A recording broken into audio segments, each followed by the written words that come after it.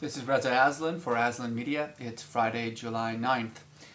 Well, yesterday, Benjamin Netanyahu, Israel's embattled prime minister, came to the White House for a play date with President Barack Obama. And what we witnessed was a political charade unlike anything that we have seen since, well, Secretary of State Condoleezza Rice went to Egypt to stand next to the pharaoh himself, Hosni Mubarak, and essentially apologized for forcing Mubarak to actually hold democratic elections. I think Dana Milbank, the columnist for the Washington Post, said it best when he said that President Obama should have raised the white flag above the White House before Netanyahu arrived.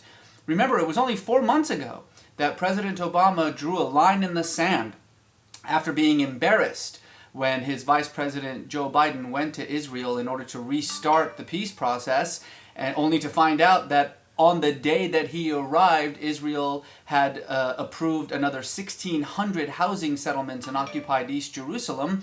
That left the president no choice but to stand firm. He made absolutely no bones about an unconditional statement that Israel must stop all settlement activity, including what Israel euphemistically refers to as natural outgrowth, without any kinds of conditions, in order to restart the peace process.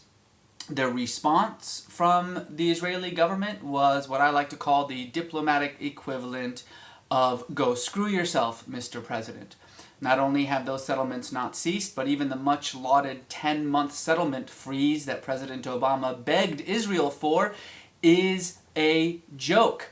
I just got back from Israel. I can tell you with my own eyes that settlements have not stopped in the West Bank, and indeed the Israeli newspaper Haaretz did a long report in which they also proved that settlement activity in the occupied territories has not even slowed down, let alone become frozen. So what were Netanyahu and Obama going to speak about? Was Obama going to actually stand tough and say to Netanyahu that he expects Israel to live up to its conditions and its responsibilities with regard to the roadmap to peace? Of course not.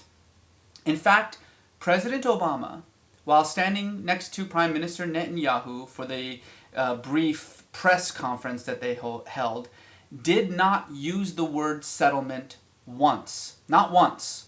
All he talked about was his enduring friendship with Israel.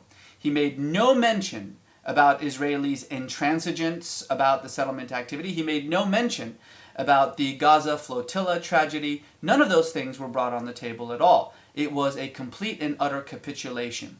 And it reminded everyone once again, just in case they need reminding, that in the relationship between Israel and the United States, Israel wears the pants. There's just no question about it any longer. This is absolutely catastrophic. In fact, I would go so far as to say Obama's handling of the Mideast crisis is the worst of any president so far.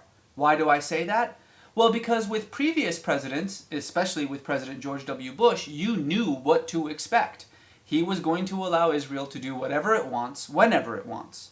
But this president came to power promising the world that he would be different, that he would press Israel to commit to its responsibilities, that he would force them to compromise, that he would provide certain consequences if Israel was unwilling to do what it needed to do, including withdraw from the occupied territories in order to bring about a two-state solution. He's done none of those things.